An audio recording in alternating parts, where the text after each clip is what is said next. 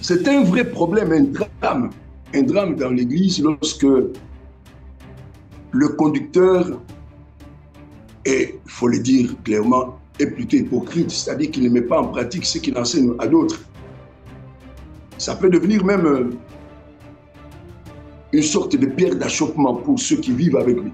Surtout comme tu l'as dit, si il y a cette espèce de message subliminal où on ne sait pas très bien ce qu'il voulait dire, des messages ambigus, on ne sait pas trop bien ce qu'il voulait dire, où il voulait en venir. Ça peut poser problème. Mais lorsque nous nous référons à ce que le Seigneur dit à propos des pharisiens, ça peut... Deuxième impératif, considérer quelle a été la fin de leur vie. Nous, aujourd'hui, lorsque nous regardons nos conducteurs, avec le phénomène des réseaux sociaux, les conducteurs passent pour des stars.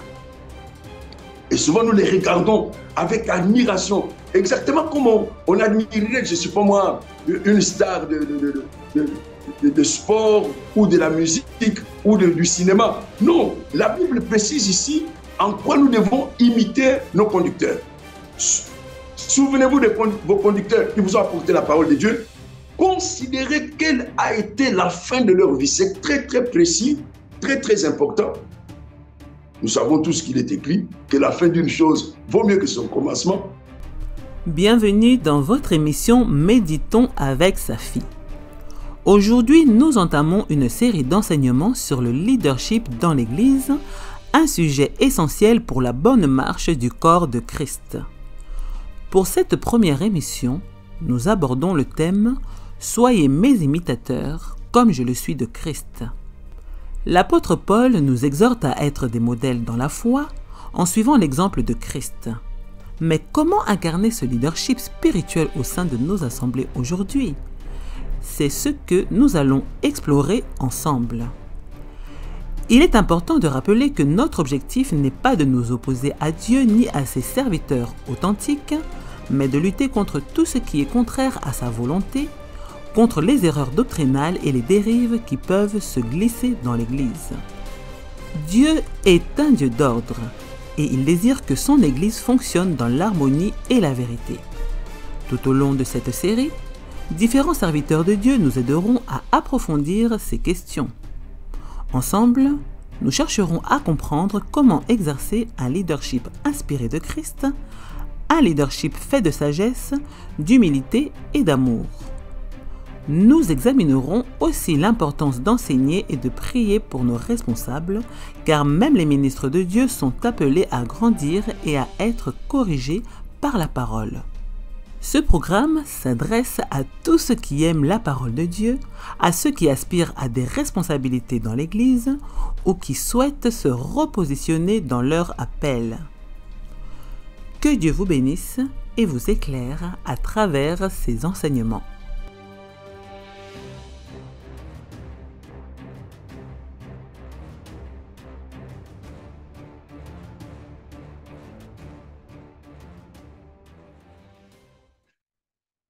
Shalom, bien-aimée sœur Safi. Shalom à tous nos amis, à tous nos frères et sœurs qui prennent plaisir à suivre cette émission Méditons avec Safi.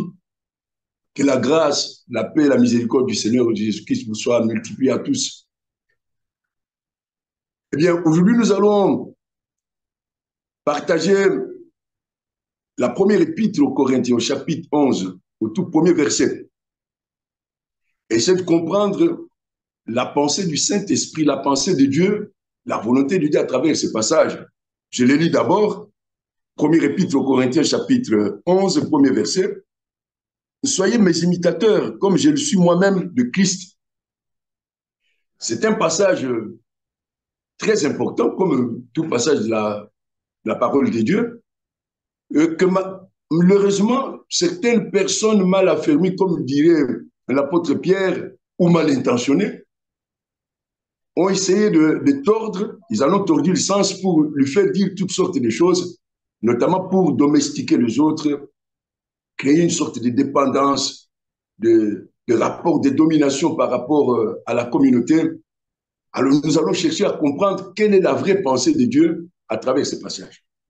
Eh bien, la première chose à faire, c'est d'abord de remettre le passage dans le contexte, dans son contexte.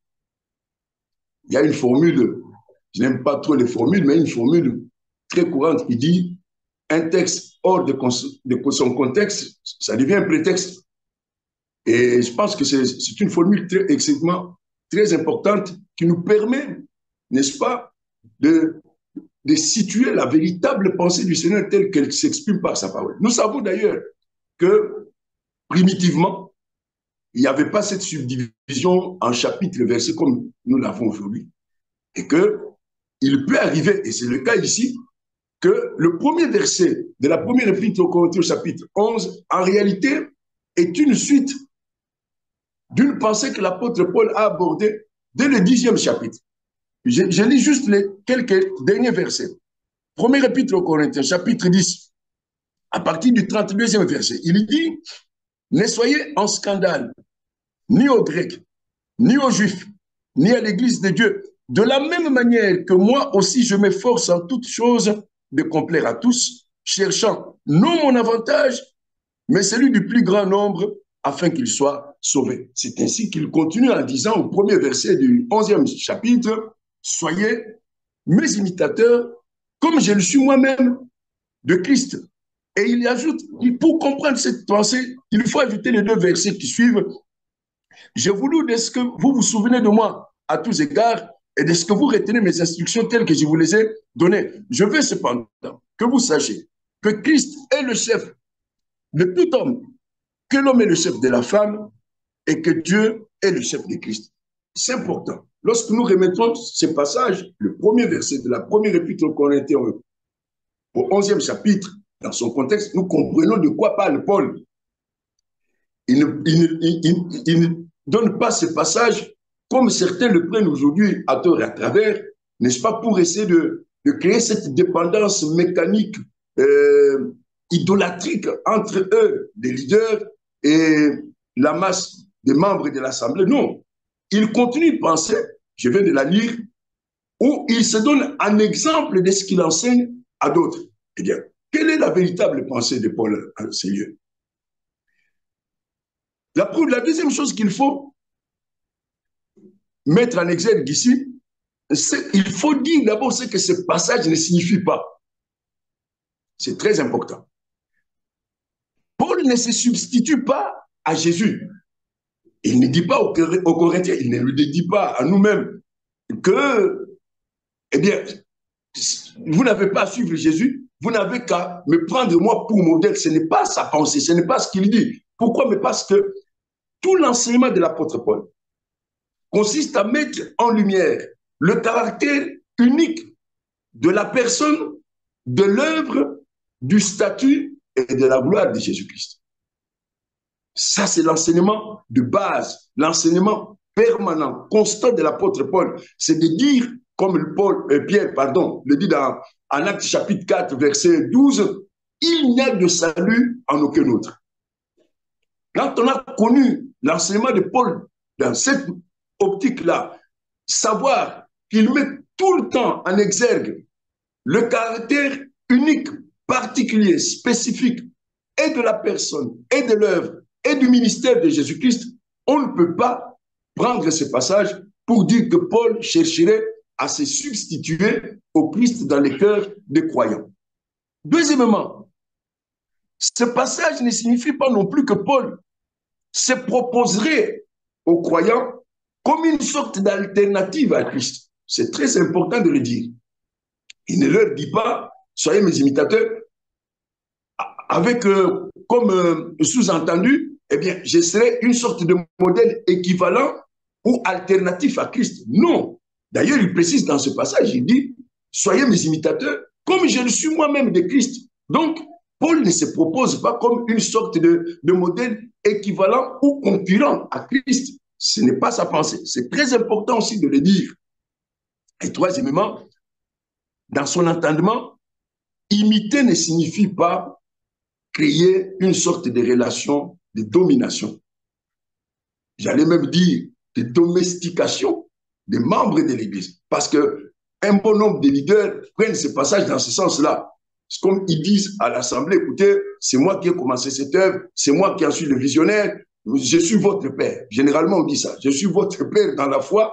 Donc, eh bien, vous devez vous référer à moi et c'est moi qui serai une sorte de médiateur accessoire ou de médiateur complémentaire, alors que l'enseignement complet, permanent de Paul, c'est de dire il y a un seul Dieu et aussi un seul médiateur entre Dieu et les hommes, Jésus-Christ homme. Donc, Paul, dans son entendement, appeler les autres à être ses imitateurs ne crée pas une sorte de relation de dépendance de ceux-ci par rapport à lui ou de domination de lui par rapport aux autres membres de l'Assemblée. Voilà ce que ce passage ne signifie pas. C'était très important de le dire. Alors, quand Paul part, soyez mes imitateurs. Il faut rappeler d'abord que appeler les autres à nous imiter fait référence à l'appel basique de chaque disciple de Christ, à l'appel plutôt de chaque enfant de Dieu. Nous le disons couramment à Matthieu chapitre 5, vous êtes la lumière du monde, vous êtes le sel de la terre, vous êtes une lampe, nous sommes une lampe que Dieu a allumée et qui n'a pas vocation à être placée en dessous du lit, en dessous d'une table, mais qui doit briller en sorte que les autres voient cette lumière et qu'ils glorifient Dieu. C'est la même pensée que l'apôtre Paul, l'apôtre Pierre dans sa première épître au chapitre 2, au 12e verset où il dit « Ayez au milieu des païens une bonne conduite, afin que là où ils vous calomnient comme si vous étiez des malfaiteurs, ils remarquent vos bonnes œuvres et qu'ils glorifient Dieu lorsqu'il les visitera. » Donc, lorsque Paul nous dit dans cet épître, dans ce verset, dans ce chapitre 11 de la première épître aux Corinthiens, au premier verset, « Soyez mes imitateurs », en réalité, il rappelle cette vocation basique, fondamentale de chaque enfant de Dieu, d'être lumière du monde, celle de la terre. En fait, c'est chacun de nous qui doit être capable de dire aux autres, soyez mes imitateurs.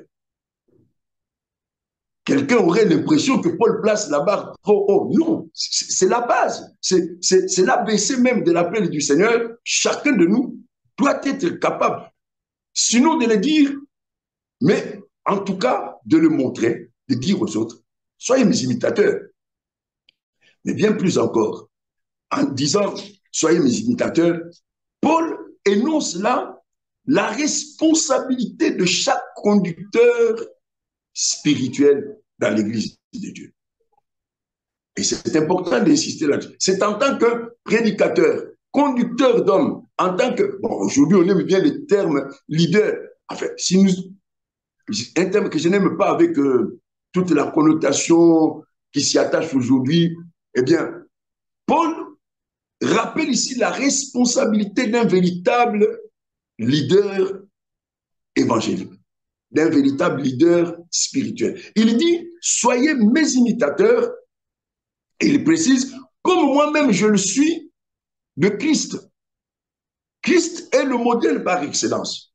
Et chaque conducteur spirituel se doit d'être lui-même, d'un côté imitateur de Christ, et de l'autre modèle pour ceux qui l'ont entendu, ceux qui le voient.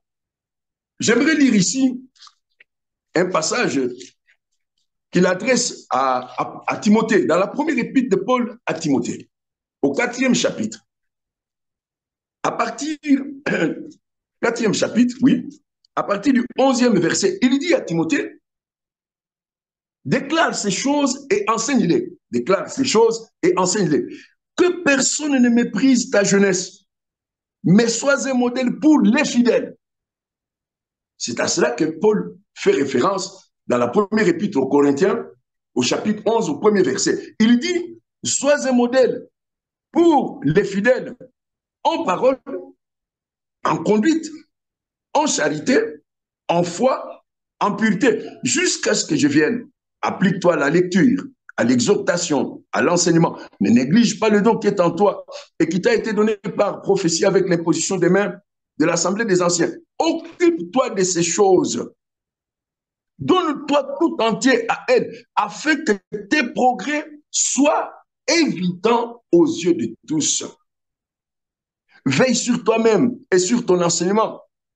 Persévère dans ces choses, car En agissant ainsi, tu te sauveras toi-même et tu sauveras ceux qui t'écoutent. Ici, Paul énonce la nécessité, l'exigence d'exemplarité qui s'attache à l'appel d'un authentique serviteur de Dieu. En réalité, un véritable conducteur spirituel se doit de dire aux autres, soyez mes imitateurs. C'est une responsabilité qui s'attache au privilège de l'appel. Trop souvent, nous nous attachons au privilège de l'appel et à tout ce qui peut s'attacher à cela, au prestige de l'appel. Alors qu'en réalité, la grandeur de l'appel, la solennité de l'appel appelle ou entraîne, implique pour nous une très grande responsabilité, notamment une forte exigence d'exemplarité en toutes choses. Nous venons de lire ce que Paul dit à Timothée. Il dit, applique-toi à ces choses, en sorte que tes progrès soient évidents aux yeux de tous. L'un des grands problèmes qui se posent dans toutes nos églises aujourd'hui, c'est la faillite des conducteurs. L'incroyable faillite des conducteurs. Un conducteur spirituel, c'est quelqu'un qui doit vivre ce qu'il enseigne aux autres. Il doit le vivre. Il doit être le premier à le vivre. Il doit être capable de dire aux autres, suivez ce que je vous dis et prenez exemple sur moi. Suivez ce que je vous enseigne et prenez exemple sur moi. Nous ne devons pas dire comme les pharisiens, écoutez ce que je vous dis, suivez ce que je vous dis, mais ne faites pas attention à ma propre conduite personnelle. Non, un authentique conducteur spirituel se doit de dire, suivez mon enseignement, écoutez-le, obéissez au Seigneur dans ce que je vous dis et prenez exemple sur ma propre personne. Donc, dans la première épître aux Corinthiens, au chapitre 11, au premier verset, Paul énonce là la nécessité et l'exigence d'exemplarité qui s'attache à l'appel de Dieu auprès des serviteurs. Un serviteur, un conducteur spirituel, ça doit être avant tout un exemple. La première personne qui met en pratique ce qu'il enseigne, ça doit être le prédicateur lui-même. Il doit faire cet effort-là. J'ai relis ce passage, c'est tellement riche. Il dit que personne ne méprise ta jeunesse, c'est-à-dire ne donne à personne l'occasion, la possibilité, l'opportunité de négliger ta jeunesse, mais sois un modèle pour les fidèles, en parole, en conduite, en charité, en foi, en pureté, jusqu'à ce que je vienne. Applique-toi à la lecture, à l'exhortation, à l'enseignement. Ne néglige pas le don qui est en toi et qui t'a été donné par prophétie avec l'imposition des mains de l'Assemblée des anciens. Occupe-toi de ces choses. Donne-toi tout entier à elles. Laisse-toi absorber par cette activité spirituelle intense en sorte que tes progrès soient évidents aux yeux de tous. Et il dit, veille sur toi-même d'abord et sur ton enseignement. Nous avons l'habitude d'inverser l'ordre de ces deux choses. Mais l'ordre établi par l'Esprit de Dieu est clair, précis. Veille d'abord sur toi-même et sur ton enseignement. Applique-toi à cela, persévère dans ces choses, car en le faisant, tu te sauveras toi-même et tu sauveras ceux qui t'écoutent. Donc, nous ne devons pas agir ou réagir comme les pharisiens qui disent, eh bien, suivez ce que je vous dis, ne faites pas attention à ce que je fais. Non, chez nous, un authentique prédicateur, un serviteur de Dieu appelé et envoyé par le Seigneur doit réaliser cette harmonie indispensable entre ce qu'il dit et ce qu'il fait, entre ce qu'il dit et ce qu'il est lui-même. Et nous devons tous pouvoir dire à ceux qui nous entendent, soyez mes imitateurs. Vous remarquez d'ailleurs un autre passage qui est clair, n'est-ce pas, la première épître aux Corinthiens, chapitre 11, au premier verset, c'est l'épître aux Philippiens, au chapitre 3, à partir du 17e verset. L'apôtre Paul reprend le même mot, le même verbe, le verbe imiter. Il dit, soyez tous mes imitateurs, mes frères bien-aimés, et portez le regard sur les personnes que vous avez trouvées marchant d'après le modèle que vous avez vu en nous. Et pourquoi le dit-il? Il dit, car il y en a plusieurs qui marchent en ennemi de la croix de Christ. Je vous en ai souvent parlé, j'en parle encore maintenant en pleurant. Il dit, leur fin, c'est la perdition. Ils ont pour Dieu leur ventre. Ils se vantent des choses qui devraient leur faire honte. Ils ne pensent qu'aux choses de la terre. Donc, il doit y avoir cette harmonie entre ce que j'enseigne et ce que je pratique moi-même. Ce que j'enseigne et ce que je suis. Et tout conducteur spirituel se doit de dire à ceux à qui il apporte la parole de Dieu, suivez ce que je vous dis et prenez exemple sur ma personne, sur ma propre conduite. Alors, en quoi devons-nous imiter nos conducteurs? S'agit-il d'imiter leur élégance, d'imiter leur réussite fulgurante, phénoménale dans les affaires, imiter leur fortune, imiter leur célébrité? Non, la Bible est très, très précise à cela. Je viens de citer tout à l'heure les paroles que Paul adresse à Timothée. Il précise ce en quoi le conducteur se doit être modèle. Il dit, sois un modèle pour les fidèles, en parole, en conduite, en charité, en foi, en pureté, c'est-à-dire, sois un modèle en la mise en pratique de la parole de Dieu. Ce que nous trouvons aussi en Hébreux chapitre 13. Et là, c'est encore plus précis, plus clair. La Bible nous indique en quoi nous devons imiter nos conducteurs. Hébreux chapitre 13, 7e verset. Souvenez-vous de vos conducteurs qui vous ont annoncé la parole de Dieu. Considérez quelle a été la fin de leur vie. Imitez leur foi. Nous avons là 3 impératifs très importants. Se souvenir de qui? Des conducteurs qui nous ont apporté, annoncé la parole de Dieu. Deuxième impératif, considérer quelle a été la fin de leur vie. Nous, aujourd'hui, lorsque nous regardons nos conducteurs, avec le phénomène des réseaux sociaux, les conducteurs passent pour des stars. Et souvent, nous les regardons avec admiration. Exactement comme on admirerait, je ne sais pas moi, une star de sport ou de la musique ou du cinéma. Non, la Bible précise ici en quoi nous devons imiter nos conducteurs. Souvenez-vous de vos conducteurs qui vous ont apporté la parole de Dieu. Considérez quelle a été la fin de leur vie. C'est très, très précis, très, très important. Nous savons tous qu'il est écrit que la fin d'une chose vaut mieux que son commencement. Considérez quelle a été la fin de leur vie. Et la Bible nous dit le 3e impératif, imitez leur foi. Donc, lorsque l'apôtre Paul nous dit « Soyez mes imitateurs », eh bien, il nous appelle, il nous exhorte, il nous convoque à imiter la mise en pratique de la parole de Dieu dans sa propre vie et dans son ministère. C'est en cela que nous devons imiter nos conducteurs. C'est en cela que lui-même imitait Christ. Christ, c'était l'homme de l'Écriture. C'est l'homme qui, toute sa vie durant, a veillé à ce que ce qui était écrit de lui s'accomplisse dans sa vie.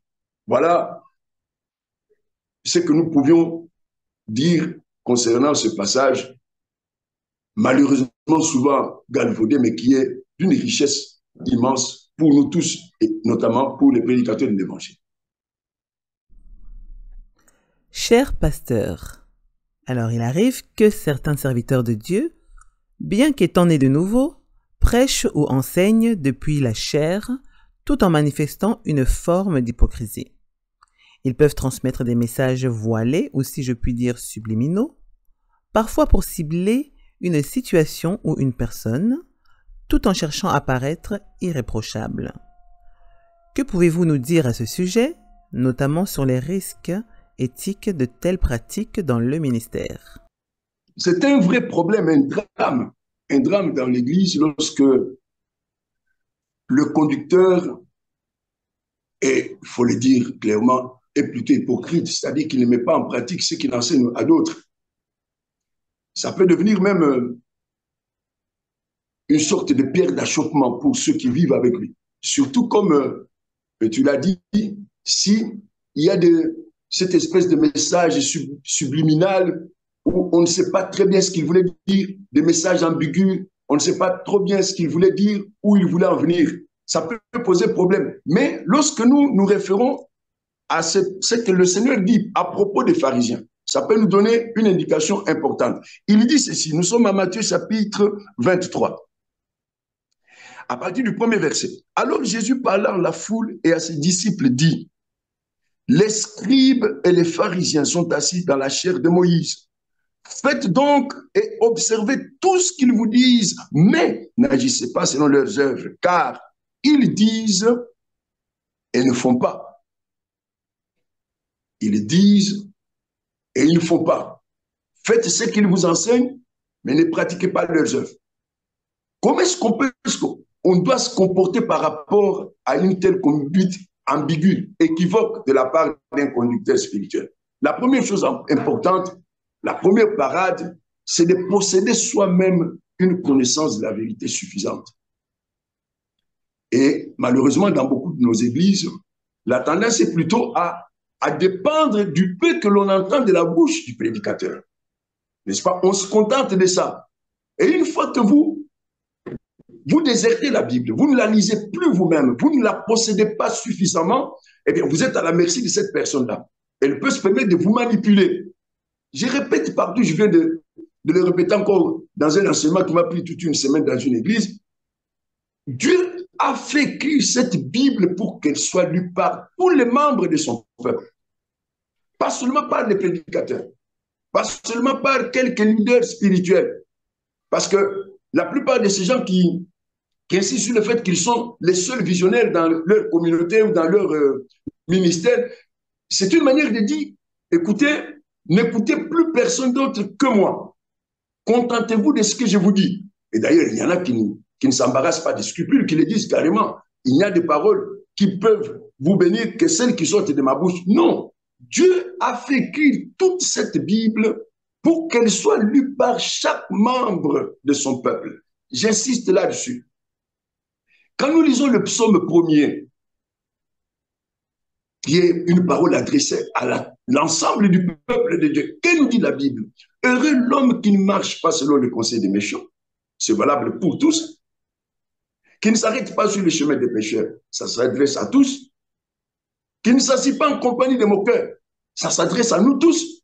Mais qui trouve son plaisir en la loi de l'Éternel, qui la médite jour et nuit. Cette personne est comme un arbre planté au bord d'un courant d'eau. Donc, Dieu a fait écrire cette Bible pour qu'elle soit lue, qu'elle soit connue, qu'elle soit méditée par l'ensemble de son peuple. Donc, la première parade face à un conducteur hypocrite, c'est d'abord de posséder soi-même la parole de Dieu. La deuxième parade, c'est l'obéissance à cette parole. Nous venons de le lire à Matthieu chapitre 23. Le Seigneur dit, faites ce qu'ils vous disent, parce que ce qu'ils vous disent, c'est la parole de Dieu, mais n'imitez pas leurs mauvaises œuvres. Ne les imitez pas. Si un conducteur n'est pas exemplaire, je suis désolé, il ne faut pas le suivre. Il ne faut pas l'imiter. Ça va de soi. C'est une question de vie ou de mort. Nous devons tous imiter le Seigneur. Eh bien, si le conducteur, lui, offre ou présente un autre modèle que celui du Seigneur, nous l'avons lu tout à l'heure en Philippiens chapitre 3, verset 17, soyez mes imitateurs et portez le regard sur les hommes et les femmes que vous avez trouvés marchant d'après le modèle que vous avez eu en nous. Pourquoi? Mais parce qu'il y en a plusieurs qui marchent en ennemi de la croix de Christ. Il est hors de question qu'un frère ou une sœur suive son conducteur alors que celui-ci marche en ennemi de la croix de Christ. Et la troisième parade, celle-là, elle est radicale. Il arrive des moments, il arrive des situations où 2 Corinthiens, chapitre 6, à partir du 14e verset jusqu'au 18e doit s'accomplir, ne vous mettez pas avec les infidèles sous un joug étranger. Là, c'est une parade radicale. Lorsqu'il n'y a pas de changement dans le chef de celui qui nous dirige, il y a des moments où nous devons nous séparer. C'est ce qui est écrit. Sortez du milieu d'eux et séparez-vous. Je vous accueillerai, je serai pour vous un père, vous serez pour moi des fils. C'est écrit. Lorsque il y a persistance, obstination dans le mal, dans le contre-modèle, dans le chef du conducteur, et il arrive un moment où, par amour pour le Seigneur, pour sa parole, Et parce que nous voulons sauver nos propres âmes, nous devons nous désolidariser d'une telle personne. Nous devons nous séparer. J'aimerais soutenir vos propos en disant qu'on ne quitte pas un pasteur ou une communauté pour des raisons superficielles, car des défis existent partout. Chacun de nous a un appel et une marche à suivre, guidé avant tout par l'orientation du Seigneur. Il est important d'agir avec sagesse et discernement. Cependant, comment réagir face à un ministre qui aurait bien commencé, mais qui, au fil du temps, s'éloigne sur certains points que la communauté, bien que composée de nombreux lecteurs de la Bible, ne discerne pas forcément? En toute chose, comme disait un célèbre poète, il faut de la mesure, il faut de l'équilibre. En l'occurrence, il ne s'agit pas de tabler sur 2, 3 mauvaises conduites du conducteur pour dire je me sépare de lui. Non, c'est un frère. C'est un frère, c'est un homme.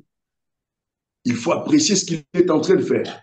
Il se peut que lui-même soit en apprentissage de la parole de Dieu, de la mise en pratique de la parole de Dieu. Nous tous, nous sommes en apprentissage, n'est-ce pas, de la mise en pratique. Mais il faut qu'il y ait dans le chef du conducteur au moins la volonté de s'améliorer.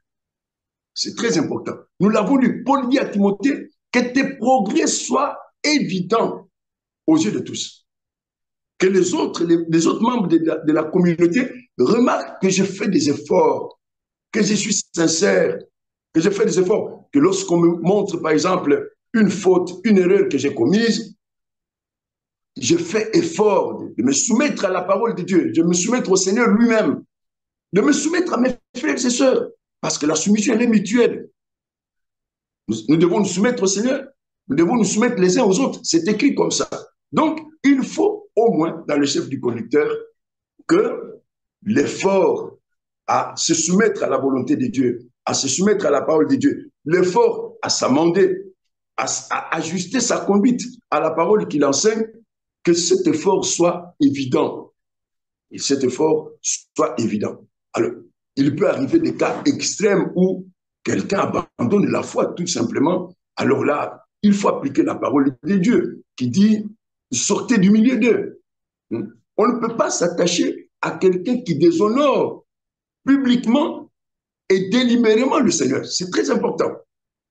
On ne peut pas s'attacher à une personne par les sentiments ou à cause des émotions ou parce qu'il vous intimide. Il y a des conducteurs qui, une fois qu'il s'est mis en marche de la parole de Dieu, une fois qu'il s'est détourné de la vérité, il commence à intimider les autres pour les obliger à rester sous sa conduite. Non.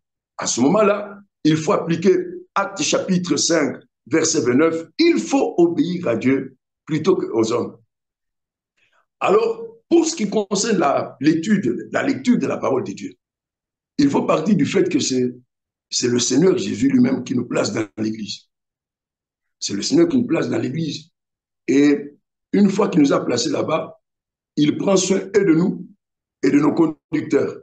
Il nous dirige tous. Lorsque nous sommes exhortés à lire la parole de Dieu, c'est très important. Même nous qui avons une certaine expérience dans l'œuvre de Dieu, je ne comprends pas tout de suite. Il y a des passages que j'ai lus des centaines de fois. Et à chaque lecture, j'ai une compréhension un peu plus profonde, un peu plus précise, plus riche encore. Donc, il ne faut pas s'attendre à avoir toute la lumière de ce qu'on a lu au même moment. C'est ainsi que la Bible parle de méditer. Méditer, c'est quoi? C'est après avoir lu, un petit peu comme font les ruminants. Par exemple, la vache, la chèvre. Beaucoup ne le savent pas. Les ruminants, qu'est-ce qu'ils font? Dans un premier temps, ils avalent l'herbe. Ils avalent l'herbe. L'herbe va dans une des poches de son système digestif. Et après, quand il est à l'arrêt, qu'il est au repos, il ressort cette herbe-là dans sa bouche, il se met à la mâcher. C'est ce qu'on appelle ruminer.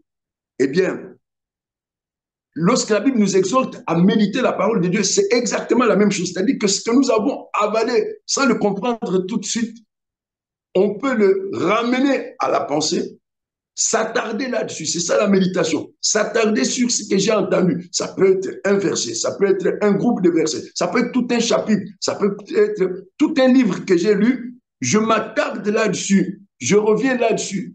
Et c'est ainsi que la lumière du Seigneur va se révéler à moi. Alors, il faut dire à nos bien-aimés que lorsque nous parlons de la mauvaise conduite du conducteur, je ne suis pas à l'église comme le surveillant de mon conducteur. Je suis un disciple. Je viens, je suis mon Seigneur.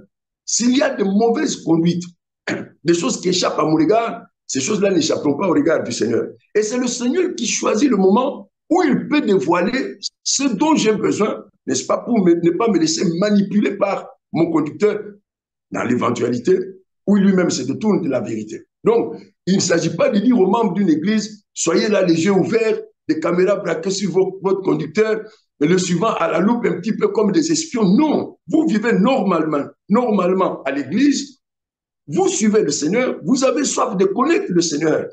Mais s'il y a quoi que ce soit qui va à l'encontre de cette volonté du Seigneur, qui peut porter atteinte à votre foi, à votre croissance spirituelle, eh bien, soyez-en sûrs, le Seigneur le révélera au temps convenable. Vous avez mentionné qu'un serviteur de Dieu doit être disposé à changer de comportement. Cependant, certaines personnes hésitent, pour diverses raisons, à approcher un serviteur de Dieu pour lui faire des reproches. D'autres le feront, mais avec un esprit de confrontation inapproprié. Que pensez-vous de ces attitudes et comment devrait-on les aborder selon vous? Ça aussi, c'est un drame dans nos églises. C'est-à-dire qu'à un certain moment, le conducteur peut se retrouver isolé dans la communauté.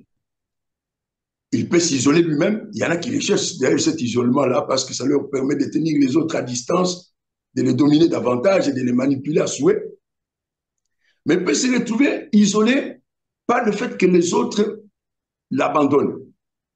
C'est-à-dire, eux-mêmes se retirent, ils prennent des distances de leur conducteur. Ils ne considèrent pas fondamentalement comme un frère. Votre conducteur est à la base un frère. Un frère dont vous devez prendre soin. Un frère à qui vous pouvez faire un reproche, j'allais dire fraternel, tendre.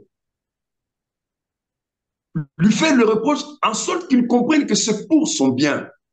Hein? Que ce n'est pas une censure, mais c'est plutôt un reproche fraternel, affectueux, dans le but, n'est-ce pas, de le voir s'améliorer davantage. Donc, il y a des conducteurs spirituels qui se retrouvent isolés, simplement parce que les membres de l'Assemblée ont pris des distances d'avec lui. Ils considèrent que lui, il connaît, donc on n'ose pas aller vers lui, on n'ose pas lui parler. Ça, je le dis, moi, je le dis personnellement, dans toutes les églises où Dieu m'a fait la grâce d'être prédicateur ou conducteur, je le répète, je suis à la base votre frère. Si vous ne me dites pas le mal que vous avez trouvé en moi, si vous ne me dites pas tout ça rapidement, c'est de la non-assistance à personne en très grave danger. Et ça aussi, c'est péché contre la fraternité. Si je vois le mal chez l'autre et que je n'ose pas l'aborder pour le lui dire, ou que je me dis, bon, je vais prier que Dieu le lui dise, eh bien, Dieu nous a placés les uns à côté des autres pour que nous soyons les uns pour les autres des aides utiles. Je dois être un membre utile pour mon frère, pour ma sœur, y compris pour mon conducteur, parce que, je le rappelle, à la base, mon conducteur, c'est un frère que je dois aider, que je dois soutenir, y compris en lui montrant ce qui ne marche pas dans sa vie et dans son propre ministère. Pasteur Joseph Nzimbele, je vous laisse à présent quelques instants pour mettre l'accent sur les points essentiels que vous avez abordés tout au long de cette émission. Et pour conclure. Nous avons parlé tout au début de manière à éviter cet écueil-là. Je n'imite mon conducteur que dans la mesure où lui-même imite le Seigneur. C'est très important. Je le disais au départ que ce passage ne signifiait pas que Paul s'est substitué à Christ ou qu'il se présentait à l'Assemblée comme un modèle alternatif à Christ, une sorte de modèle concurrent ou parallèle à celui de Christ. Non, je n'imite mon conducteur que dans la mesure où lui-même met en pratique la parole de Dieu qu'il m'enseigne. Donc, je ne vais pas l'imiter s'il s'écarte de cette parole. Je ne veux pas l'imiter au point de perdre de vue le Seigneur, parce qu'à la base, la Bible nous le dit en Hébreux chapitre 12, ayez le regard fixé sur Jésus-Christ qui est le chef et le consommateur de votre foi. Donc, je n'imite mon conducteur que dans la mesure où je le trouve lui-même imitant le Christ, mettant en pratique la parole de Dieu. Et j'ai cité tout à l'heure Philippiens chapitre 3, où l'apôtre Paul insiste: portez vos regards sur ceux qui marchent d'après le modèle que vous avez trouvé en nous, car il y en a plusieurs qui marchent en ennemi de la croix de Christ. Et il donne quelques caractéristiques qui nous permettent de détecter de telles personnes. Ils ont pour Dieu leur ventre, c'est-à-dire qu'ils travaillent pour leurs propres intérêts. Ils se vantent des choses qui devraient leur faire honte, c'est-à-dire des choses que la Bible condamne, et ils ne pensent qu'aux choses de la terre. Et bien, si quelqu'un se trouve avec ces profils-là, se présente à nous avec ces profils-là, ayant pour Dieu son ventre, se vantant des choses qui devraient lui faire honte et ne pensant qu'aux choses de la terre, il est hors de question de l'imiter. Je n'imite mon conducteur que dans la mesure où il met en pratique la parole qu'il m'enseigne, c'est-à-dire dans la mesure où lui-même est imitateur de Christ. Pour éviter cette dépendance, et j'ajoute même pour éviter toute manipulation, il faut que l'imitation soit fondée sur un seul critère, la parole de Dieu. La mise en pratique de la parole de Dieu. C'est très important. Je n'imite pas quelques éléments charnels ou émotionnels ou sentimentaux que j'ai vus chez mon conducteur. Non, ce que j'imite chez lui, c'est la mise en pratique de la parole de Dieu. Donc, pour éviter, n'est-ce pas, de se retrouver dans une situation de dépendance et de manipulation, les deux d'ailleurs marchent ensemble, eh bien, l'imitation doit se réduire à ce seul aspect-là. C'est ce que nous avons lu en Hébreux chapitre 12, chapitre 13, verset 7. Souvenez-vous de vos conducteurs qui vous ont annoncé la parole de Dieu. Considérez quelle a été la fin de leur vie. Imitez leur foi. Imitez leur foi, c'est-à-dire imitez leur pratique de la parole de Dieu qu'ils enseignent. Il ne s'agit pas d'imiter des éléments charnels, je le répète, des éléments culturels chez mon conducteur, des éléments sentimentaux ou quelques éléments intellectuels. Non, il s'agit d'imiter chez mon conducteur la mise en pratique de la parole de Dieu, sa conduite dans le Seigneur. Comme Paul l'a spécifié à Timothée, sois un modèle en conduite, en parole, en foi, en sainteté. C'est dans ce cadre-là que je dois imiter mon conducteur. Et si je l'imite de cette manière-là, ça m'évite de tomber sous sa coupe dans une relation de domination, de manipulation par rapport à mon conducteur. Et pour conclure, quand on lit ce passage de Paul aux Corinthiens, soyez mes imitateurs, en fait, il établit ce que doit être la relation du conducteur spirituel avec la communauté qu'il dirige.